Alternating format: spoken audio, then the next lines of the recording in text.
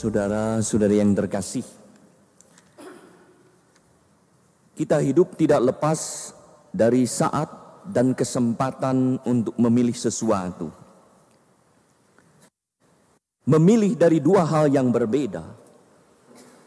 Yang satu baik dan yang lain buruk kiranya tidaklah sulit. Akan tetapi memilih sesuatu dari dua hal yang baik dan berharga menjadi tantangan tersendiri dan sering menimbulkan konflik yang tidak mudah untuk dipecahkan.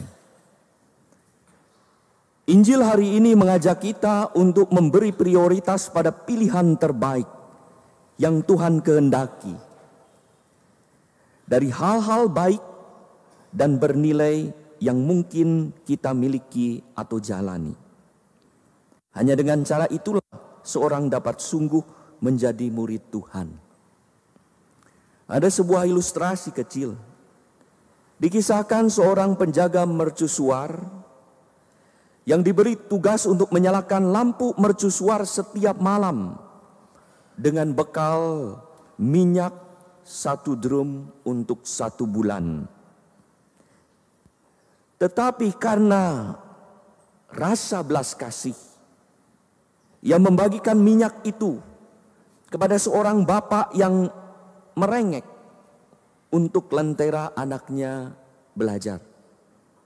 Di lain hari, ada seorang ibu datang juga merengek, meminta minyak itu untuk memasak bagi anak dan suaminya yang kelaparan. Di lain kesempatan, ada seorang lain datang meminta minyak karena kehabisan minyak sebelum waktunya supaya rumah bisa tampak terang. Ia membagikan karena tergerak hatinya oleh belas kasih. Pada suatu saat di malam tertentu sebelum bulan habis, ia tidak bisa lagi menyalakan lampu mercusuar karena kehabisan minyak untuk jatah 1 bulan sebelum 1 bulan sudah habis. Maka kecelakaan terjadi, kapal karam. Dalam persidangan, hakim mempersalahkan ia. Bukan karena ia menolong orang-orang yang membutuhkan. Hakim mempersalahkan dia karena ia melalaikan tanggung jawab utamanya untuk menyalakan lampu mercusuar demi keselamatan kapal-kapal dan penumpang yang ada di dalam kapal tersebut. Saudara-saudari yang terkasih, kita sering mengalami konflik batin berhadapan dengan pilihan yang harus diambil. Pilihan antara baik dan buruk sekali lagi mudah untuk diambil, maka orang langsung memilih yang baik. Tetapi pilihan di antara dua hal yang baik akan menimbulkan konflik batin. Menolong orang yang membutuhkan atau menjalankan tanggung jawab besar yang juga berkaitan dengan keselamatan orang banyak. Mana yang harus diutamakan? Itulah situasi penjaga mercusuar.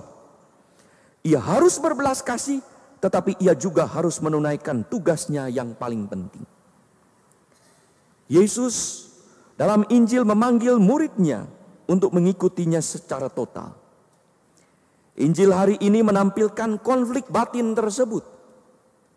Pertama, Yesus berhadapan dengan orang-orang Samaria yang menolaknya karena demi kesetiaan kepada bangsa dan tanah air. Patriotisme bagus, tetapi mengalahkan kesempatan untuk dikunjungi oleh Tuhan. Kedua, Yesus memanggil orang yang mengandalkan ketergantungan finansial dan keamanan diri. Tetapi Yesus mengingatkan bahwa mengikuti Tuhan pertama-tama bukan jaminan finansial dan kenyamanan material, tetapi keselamatan jiwa yang dapat memotivasi orang untuk mengusahakan jaminan sosial dan kenyamanan material. Ketika Yesus memanggil orang yang memiliki prinsip moral yang tinggi, yaitu ingin menghormati orang tua yang mati. Dan terakhir, Yesus memanggil orang yang ingin berbuat seperti Elisa, meminta izin terlebih dahulu untuk pamitan. Patriotisme, kemapanan ekonomi, taat kepada hukum, dan membela keluarga itu bagus. Tetapi saat harus berhadapan dengan pilihan untuk mengikuti Yesus, hal-hal tersebut menjadi sekunder. Saudara-saudari yang terkasih, kita sering berada dalam situasi konflik, yaitu berhadapan dengan pilihan atas hal-hal yang baik. Mana yang harus dipilih? Tidaklah mudah, karena memang dua-duanya memiliki nilai dan berarti bagi kita. Misalnya, memenuhi kewajiban orang tua merupakan salah satu perintah Tuhan untuk menghormati orang tua. Tetapi pada saat yang sama memenuhi kewajiban untuk anaknya pun merupakan panggilan dan tanggung jawab orang tua. Saya seringkali di beberapa tempat berkata kepada anak-anak yang aktif di gereja, aktif di gereja adalah panggilan dan suatu keharusan. Maka kami mengajak anak-anak muda untuk aktif di gereja. Tetapi aktif di gereja kemudian melalaikan tanggung jawab utama, sekolah dan kuliah terbengkalai menjadi persoalan. Memberi makan pastur, makan bagus. Dan itu sangat terpuji. Tetapi memberi makan pastur lalu lupa memberi makan suaminya, itu masalah. Memberi makan uskup itu akan diberkati Tuhan. Tapi memberi makan uskup tapi lupa memberi makan anak-anaknya, itu menjadi persoalan juga. Konflik, dua-duanya bagus. Tapi mana yang merupakan kewajiban yang paling utama, itulah yang harus kita pilih. Berhadapan dengan situasi itu kita diingatkan, apa yang menjadi prioritas dalam hidup kita, tanggung jawab utama kita, prioritas hidup kita. Prioritas dan tanggung jawab utama itulah harus dipilih di dalam situasi konflik. Berkaitan dengan iman mengikuti Yesus dan melaksanakan panggilan Allah yang ditawarkan pada kita menjadi prioritas di atas segala nilai yang baik. Dalam mengikuti Yesus tidak ada embel-embel syarat. Izinkanlah aku dahulu, asalkan saya, dan lain sebagainya. Dalam mengikuti Yesus adalah diharapkan adanya keputusan yang membutuhkan penyangkalan diri. Juga atas nilai-nilai yang baik yang harus kita tinggalkan demi nilai yang lebih baik. Dan memanggul salib, yaitu mengorbankan diri demi kebaikan yang lebih besar yang Tuhan tawarkan. Itulah makna sabda Yesus ketika bersabda kepada para muridnya, barang siapa mau mengikuti aku, ia harus menyangkal diri, memanggul salibnya setiap hari dan mengikuti aku. Saudara-saudari yang terkasih, hari ini kita juga bersyukur atas pesta nama Gereja Katedral Santo Petrus.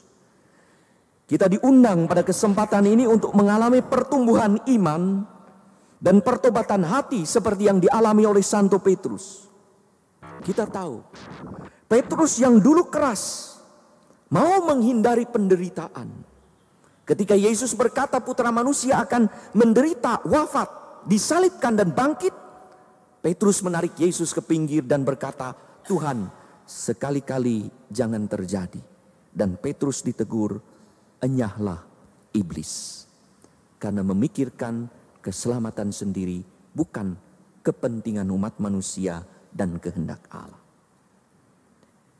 Dan ketika Yesus berada di Taman Getsemani, Yesus ditangkap. Dan itu merupakan bagian dari perjalanan penderitaan untuk salib keselamatan manusia. Yesus ditangkap, Petrus mengeluarkan pedang dan meletakkan pedangnya hingga salah satu telinga dari pengawal putus. Yesus mengatakan, Petrus, sarungkanlah pedangmu. Bahkan akhirnya Petrus untuk menyelamatkan diri tega menyangkal Yesus. Setelah kebangkitan Yesus, terjadi kebangkitan juga dalam diri Petrus. Ia yang dulu setengah-setengah, kini menjadi total mengikuti Yesus. Kini Petrus tampil sebagai pribadi yang berani mati demi Yesus. Ketika di hadapan Sanhedrin dilarang untuk mewartakan Yesus, ia berkata, kami akan lebih taat kepada Allah daripada kepada manusia. Kami lebih takut kepada Allah. Ia kini tidak takut mati. Ia tampil sebagai pribadi yang bukan lagi mengandalkan diri sendiri, tetapi mengandalkan kekuatan Yesus. Juga saat menyembuhkan pengemis lumpuh yang meminta sedekah kepadanya, ia berkata, emas dan perak tidak ada padaku, tetapi yang ada padaku, yang kupunyai, akan kuberikan kepadamu. Demi nama Yesus Kristus orang Nazaret itu, berjalanlah. Petrus mengalami perubahan yang luar biasa. Saudara-saudari yang terkasih, semoga kita makin menjadi pribadi yang mengandalkan Tuhan dan lebih taat kepada Allah. Sebagaimana Petrus, Santo Pelindung Paroki dan Keuskupan Bandung ini.